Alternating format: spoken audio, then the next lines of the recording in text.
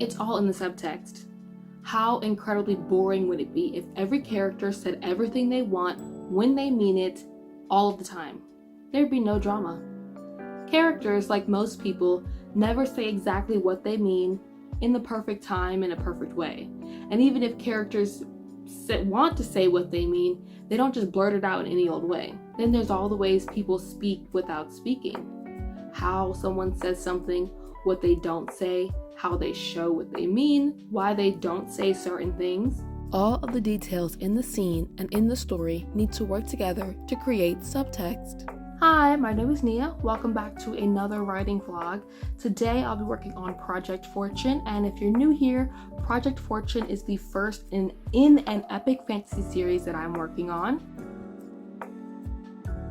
Today I'm writing a scene between two people who both possess exceptional social intelligence skills and are extremely influential.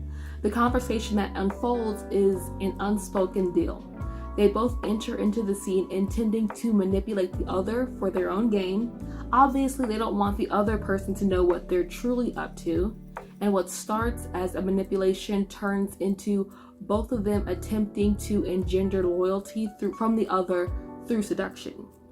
An alliance between them would be beneficial, but despite being widely influential and both having reputations that precede them, this is their first time meeting. And this lack of trust between them also means that neither can reveal their true plans because there's no way of knowing if their wants align. Subtext. Subtext is a tool for authors to communicate hidden or implied meaning in writing, films, or conversations that, while not directly stated, is understood by the audience. Outline. Outline what you need to happen in the scene. In my writing vlog about crafting a negotiation, I go into detail about how I approach dialogue-heavy scenes, so to briefly recap, what is the purpose of the scene? What happens before and after the scene? What is the arc of the scene? Define. Define the wants and whys, and not just overall, but in this specific moment. In your story, your character may want to stop the bad guy, but in this specific moment, they desperately want a drink of water. Overarching wants may or may not change depending on your character's arc, but those moment-to-moment, scene-to-scene wants do.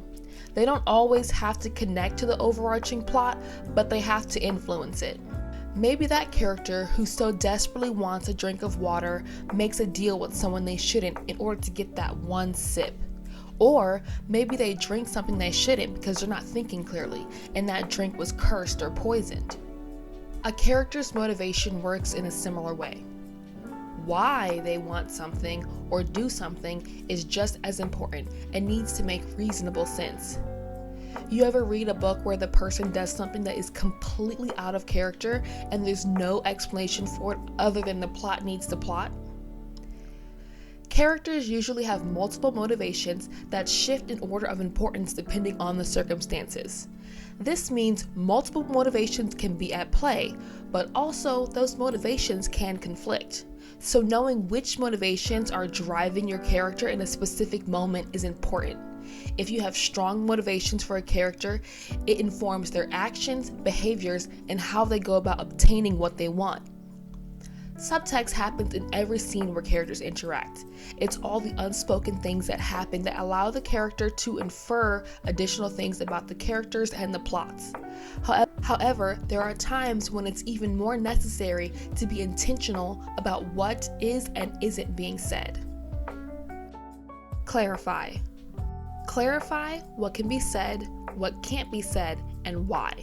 There must be a reason that characters can't come out and say what they want, or else they would have.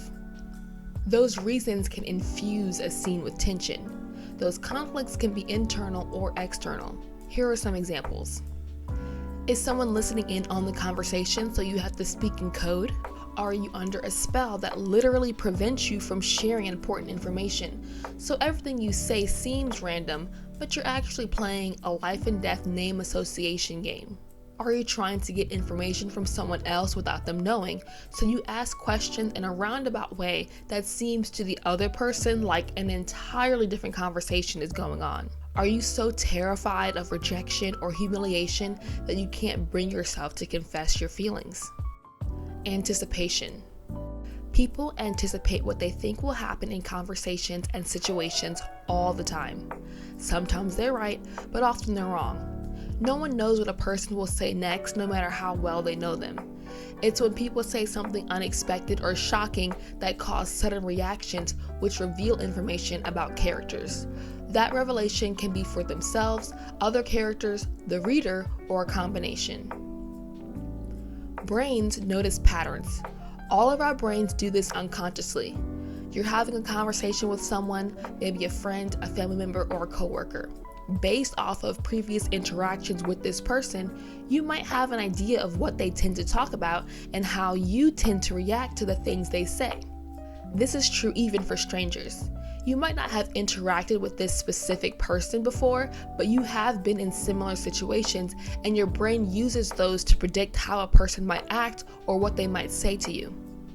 When that shocking or unexpected thing occurs, generally you'll react or respond off instinct. It happens before you're able to stop yourself. That reaction is not the sum of a person, but it does reveal something about you to the other person. Execution. As I mentioned in episode 2 of this series, I'll sometimes draft a scene of dialogue in a script or play format, with the characters saying exactly what they mean and want. Then I'll go back and rewrite it.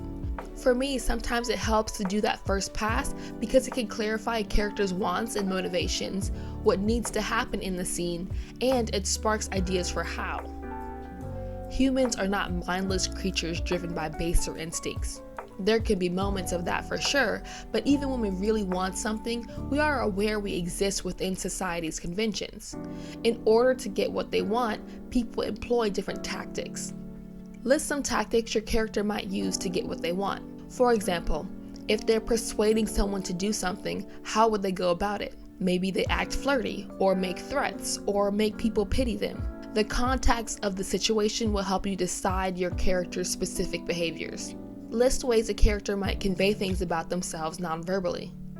Does their voice shake when they're lying?